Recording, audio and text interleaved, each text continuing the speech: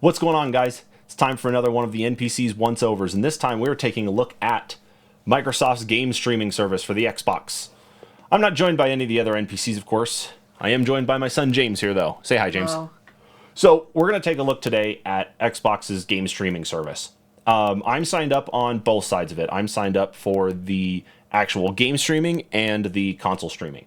So I've got James with me because, to be honest with you, out of a lot of the people who are going to be playing stuff like this, it will probably be him, especially when we go on trips, vacations, or especially long haul trips, like maybe down to Denver or something like that. So those will definitely be big things for us to take. So, James, let's take a look at game streaming. That's cool. All right, so what we're looking at here is the first side of game streaming, which is known as, or what has been known in the news as Project xCloud.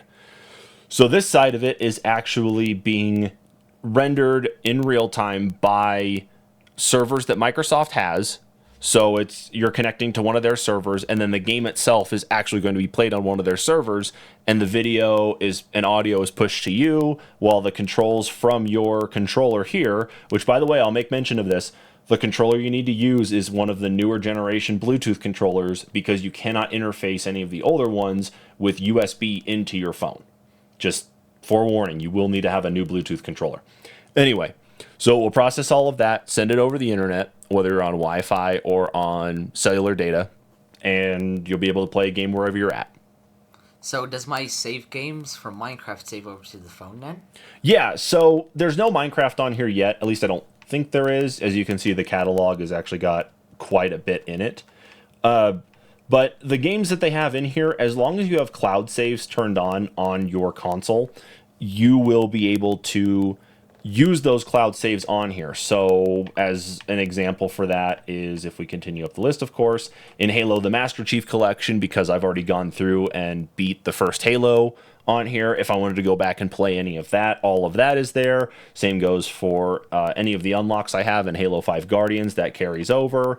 And then Farming Simulator 17, I noticed all the cloud saves we have from that game, playing it on console, are also here. Okay. So that means that you, as long as you have that turned on the console, you would actually be able to play, you basically be able to pick up where you left off. Alright, so I can play on the Xbox, and say we're going on a road trip, I can just continue playing on my phone then. As long as cloud saves are enabled, yes. Okay. All right, so on this side of it, we'll take a look at this. We'll take a look at this part really quick before we jump over to the console streaming part of it. So I'm going to go ahead and launch Halo 5 Guardians. And of course, seeing here, this is just part of the loading behind it. In the behind the scenes part, it's connecting to Microsoft servers to make sure that you've got enough bandwidth to actually connect to them, and then they have enough bandwidth to connect back to you, and that everything is okay on their side. It's basically like putting the game into the Xbox, hitting A on the game itself, and just waiting for it to load up. It's about the same amount of time, as long as you have a strong internet connection. Okay, so if I'm using cellular, it'll take a little bit longer than if I was connected to Wi-Fi. Correct. I actually did play Halo 5 in the Walmart parking lot while we were waiting for groceries to get loaded in the car. And while we were waiting on that, I was able to play Halo 5 Guardians with full LTE, no problem. Of course, right now, for some reason, connection is a little weird. You can actually see in the top right corner, there's this little connection status. That will go in and out from time to time. If you don't actually have a good solid connection. We're on Wi-Fi right now, and I don't know why it is continuing to drop in and out the way it is. But if it does experience a disconnect, say if you're on Wi-Fi somewhere and the Wi-Fi cuts out and it has to fail over to LTE, then what will happen is it will you'll have a brief glitch in it. Of course, it's similar to like a YouTube video buffering. You'll have a glitch in it, and then it should immediately pick back up where you left off. Okay. So why that's fluctuating, I don't know, but we'll worry about that as we get to it. All right, so we're in Halo 5 Guardians. So there's me. And then once you're in there, of course, it's going to act exactly like an Xbox would. Everything you're going to see in here is be relatively close to the Xbox interface. Okay. So as we're here, we can actually see some of the updates, of course, for Halo 5 right now, the events and whatnot that they actually have going on. So I can navigate through and pick out whatever I want to do here in the game. But at the same time, if I hit the Xbox button, I can actually get in, see my friends list, start a party, send invites out if I want anybody to join. I can actually see what people are up to. And I haven't tried it yet, But I think you can also do voice chat through this though too. But I don't know if you have to have a headset plugged into the Xbox controller and then it outputs to your phone via Bluetooth, or if you need to have a Bluetooth headset hooked into your phone and then it's all just done through Bluetooth that way. I don't know. Or a wired headset if your phone has that.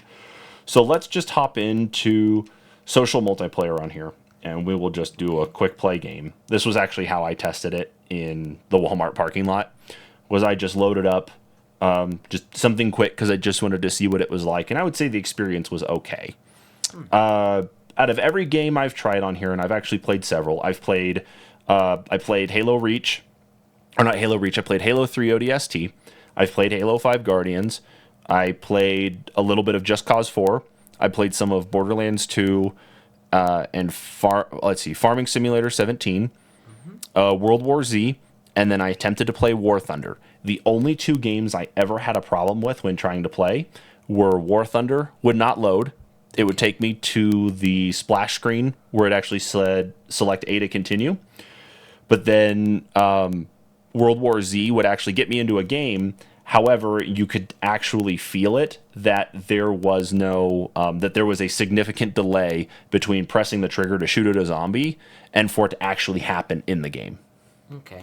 So I don't know why the connection here is cutting out. I'm going to do this really quick. I'm going to turn off Wi-Fi and fail over to T-Mobile. So as you can see here, there's the trying to reconnect option. So it's actually showing that it's trying to get everything set back up, especially, yeah, so you can see that it said controller disconnected. We're hooking back in.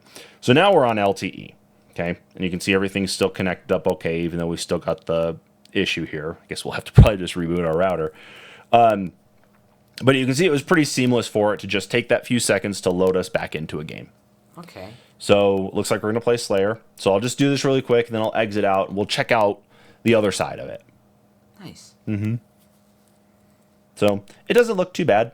I have the sound turned down for us, but of course in the actual video here, you should be able to hear it no problem. But yeah, we're actually playing now. And so I can actually feel a little bit of lag here, a little bit of delay. I don't know, James, if you can see this or not, but as I turn right a little bit here, I don't know if you see it or not. Yeah, I can see it a little bit. But it's not as bad as I expected, though. It seems pretty seamless. Hey, it can be bad. Yeah, it can be. See, like I just got sorted there, but like I'm pressing it here, and I don't know if you can hear the click or not through our microphone, but you can definitely notice some type of like lag or delay. So what I'm going to do is I'm going to connect back to Wi-Fi. And of course, it's probably going to throw a fit again for a connection issue, which isn't really, the worst thing for us. Yeah, see, so now you can see it's going to try to reconnect because it's hooking back into Wi-Fi again. Okay, so we'll see what happens here. Okay, so now that I'm back on Wi-Fi, things feel a little bit snappier. There you go. So I know I'm doing terrible on this. I'm really not focusing too much on it. But now that I'm on Wi-Fi, the lag between inputs now feels better than it previously did. Okay. To be honest, I don't remember the controls sometimes for Halo because they've changed between games so much. I should have had them done. Okay, so that was easy enough to show you at least that side of it. So I'm going to go ahead and leave game. I don't really care. Okay, that's fine. All right, so if we hit the Xbox button, let's see, nope, not the Xbox button, the three dots here in the corner, and we select Quick Game, what that's going to do is it's going to be completely shutting down your connection to game streaming. It's going to turn off the game, and that's it. It's not one where you can just exit and then hop back into it immediately. It kills the connection and requires you to reload it every time. Okay. So it's not necessarily the worst thing in the world to have that, but I don't know if it's really going to cause that much heartache for people because you imagine, especially in bigger cities, for people who ride on buses or trains or anything, who use public transport a lot more, for them to be able to get in and start up a game somewhere, it should just be pretty quick and easy. Yeah, it shouldn't be something that just continuously persists, but that's just going to be it because your connection is going to change all over the place, and then there's a lot of people who are going to be using this service too. Okay. Nice. So the catalog itself is actually pretty big. Quite a few games in here to eat up some time. So there's like Ace Combat 7, Ark, we got Borderlands 2, Dead by Daylight, DayZ, We have the Gears of War Definitive Edition, or what is that one? Yeah, Ultimate Edition, excuse me. So that's a Gears of War 1, 2, 3, and Judgment. We have Gears 5, a couple of the Halo games. Well, really, actually, the entire Halo catalog's on here. And the list just goes on. So there's quite a bit on here. Subnautica's on there, too. Yep, Subnautica's there, too. So quite a bit to actually play and enjoy. And there's no cost to you to actually be a part of the beta right now. So I'm not paying any money to be a part of this, even though I do pay for Xbox Game Pass. This has nothing to do with it. So I can have this without Xbox Game Pass? You can have this without Game Pass. Cool. So this is absolutely free? Yes, it is. Yeah, so for anybody that wants to sign up, you have to be a member of the Xbox Insider program. And then it took me between signing up and getting a response, it was about 2 weeks. So it took 2 weeks for them to actually approve me. And I don't know if that might have been because we have T-Mobile, and T-Mobile is who Microsoft partnered with to do the LTE testing with, or what. I don't know if that could have been part of it, but it was there. So doesn't really hurt anything. So say if I'm on Verizon instead of T-Mobile, will I still be able to use this? Yeah, this is not limited to just one carrier. It's just T-Mobile was chosen as like the main partner.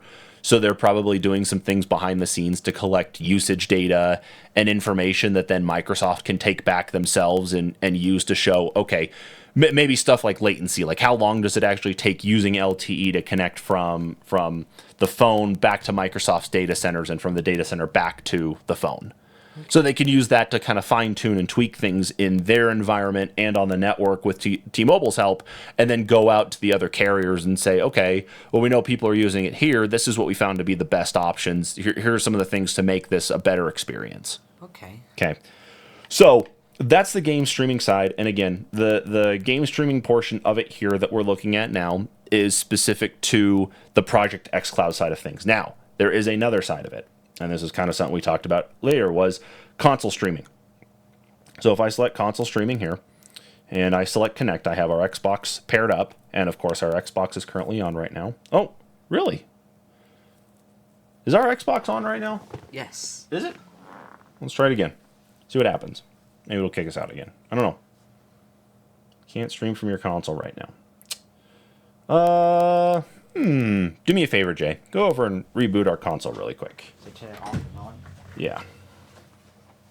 Okay, so after that little bit of a technical hiccup, I think it's the password lock on my account that was actually preventing connectivity, but now we are actually in the Xbox. So this is my dashboard for my account on our Xbox One, first gen, in our house. So James is sitting here right next to me, and of course I'm moving things around here on the dashboard. He can actually see it in real time on our TV here. You can actually see me moving around, right? Yes. Okay. So this is game streaming from our console. So we can actually see every game that we have, or at least every app we've been in lately here. And of course, we can start launching different games that we want to play here. The key thing, though, that I've noticed with console streaming, and this is where it's still a really big part of the beta, is that our internet connection here at home is sometimes not enough to be able to actually handle playing some games. So one of the things that actually has you do when you set this up, so fair warning here, is not only do you need to be a part of the Xbox Insider program to do the console streaming, you need to install the Xbox Insider app, and then you need to be running beta software. So what we're looking at right now, and I don't know if this has been released to the general public yet, is the new dashboard for the Xbox. So as you can see, there's no actual like left or right options at the very top to be able to change between like Game Pass and Mixer and Store and that. It's actually all top to bottom. Okay, so that's a change, but that's part of the Insider program. So you need that beta software from them on your Xbox to actually be able to play games through the game streaming from your Xbox to your phone. Okay. Yes. So a couple of the things I found out is that your network connection at home is going to be very important. If you are playing games at your home on your own network, the connection from your Xbox to your phone is not just through your local network. It still leaves your network and actually goes to Microsoft servers before it even comes back to you. Okay. So it actually leaves, goes out to the internet, and then comes back to you. And that can definitely be a problem for some people. So we are 100 megabit per second download and 10 megabit per second upload. So with the mix of things we have technology-wise in our house, that may not be enough necessarily to support some things, of course. And of course, it's going to have some reconnect issues here. There we go. Okay. You good? Yep, there we go. Okay. So your mileage will vary depending, of course, on what your upload speed is.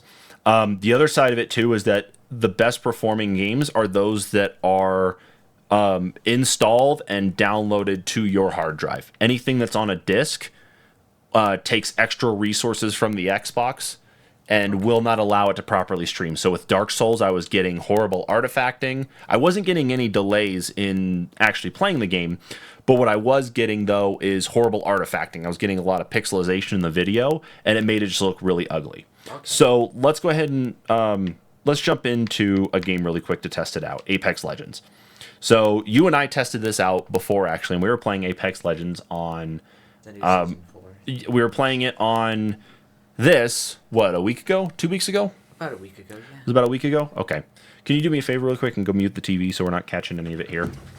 Just to make sure, we're not getting any of it. Very good.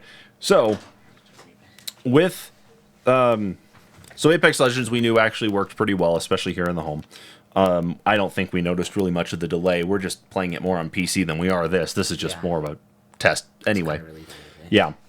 But I think the quality of the game itself was pretty good. I didn't notice any issues with moving characters around or using items, using weapons, interacting with anything at all. So let's go ahead and hop in. And we'll just hop in. I mean, I don't care exactly how this really does anything for us, but it's at least worth a try just to see what happens. Okay. So, we got the Revenant trailer. Can I just, we're just going to skip it because, I'll just, meh. Great trailer. It is a good trailer. Yeah. So, the games that will work for game streaming from the Xbox to from the Xbox to your phone are going to be Xbox One games. I tried to play Banjo-Kazooie on here. Unfortunately, it uses Xbox 360 emulation to play it on the Xbox, and that is not built to actually handle streaming. Okay. So we can't do anything with it. So let's just hop into a game, and we'll just check this out really quick just to see how things fare here. Now, again, to set it up here for where we're at right now is we're only about 10, 12 feet away from my router, and about half of that to our Xbox right now. But again, the connection from our Xbox to my phone is still going around through the internet. So there is still a little bit of round robin. I have not actually tried playing anything off of our Xbox remotely. I'm hoping to actually start packing this and taking this with me to work so I can actually get caught up on some games during my lunch breaks. But I think that'd be pretty neat. Or at some point in time, you could take this and, on your lunch break at school, you could play some stuff with your friends too. So, there's that. You could play Apex at lunch if you wanted to. That'd be cool. That is an option. However, I don't know. We'll get into that at another point. So, again, that's our setup right now. Again, mileage might vary depending on what your home network situation is, though, too. But what do you think of how it looks here, though? I mean, compared to the TV and what you're actually seeing here on my phone, what do you think? They look pretty good, both of them. Okay. So he's talking right now. Of course, I can't really talk to him. I'm just going to go with my girl, Bangalore, here. I'm not. I guarantee we're probably going to end up dying pretty quick. But this is at least just to show the technical part of it. So, but right now, out of everything that's available for game streaming, the market is kind of getting a little bit crowded on things, just as people are starting to kind of figure out the tech and figure out what they want to do. So Sony has PlayStation Now, which allows you to sign up for $10 a month to be able to stream games from their library, requires you to have a DualShock 4 controller to play their games, but I think that's supported on browser and on phone and whatnot as you go. I'm Jump Master. Let's go. You know what? We're just going to humor this. He's not going to like this. Let's go. Oh, I don't know. Where do you think, Jay? Should I just go right here? Yeah, sure. Okay. Let's do it. With the new map Yeah. changes, it's pretty different. Yeah, I forgot that the map changes happened. I know there was Revenant, but I forgot about that already. So, yeah, so PlayStation has their own. Microsoft, of course, is working on theirs. It's in beta and free right now, so no pricing has actually been announced or shown off yet as to what we could expect from this. NVIDIA just released their actual paid version of GeForce Now, and GeForce Now is about the same way. The only difference, of course, is that it's more emphasized on PC games than it is on console games. So their stick, of course, is with free, or as long as you have the games in your Steam library, you should be able to stream them. They do have a free tier that allows you to stream for an hour. I can't pick up anything in here worth a crap. That's neither here nor there. Anyway, so there's that. There's, of course, Google Stadia, which is the Google's cloud service right now. And, of course, there's no real option to get on that unless you buy into their, their Premier model, or I can't remember what the actual version was called. But that was the only way you could actually get into it. And outside of that, I don't really think there's much else. There is Steam Link, which Steam Link is very specific to... I'll grab Flatline. There you go. You happy now? Okay. Steam Link is more specific to actually playing games in the home. Oh, there's your new sniper ammo, by the way. Yeah. There's more to be used to play games in the home, like to stream from a computer that can actually handle playing games really well to a computer that can't play games really well. So a good example is like playing games on my computer, but streaming them to your brother's computer, because then his doesn't have to do the heavy lifting. The network just has to do the heavy lifting to get things there, and that's it. So, oh, already? Yeah, you can jump into the lava too. It just does 25 damage. Yeah, I figured. That's all right. We're gonna go find out where he got shot at. Problem is, of course, on my phone is that the problem is that on my phone the minimap stuff is very small. Yeah, it's very small. So, yeah. But right now, this is only available for Android phones. You cannot play this on any iOS devices. You can't use the game streaming on any computers right now. You are limited to being able to play it on an Android device. That is it. So if I had an Apple phone, it would not work on it. No, and that was one of the things I was kind of hoping for, is that since we've got the iPad, that I'd be able to actually pop up the iPad and install it and actually be able to set this all up. Unfortunately, we don't have that luxury.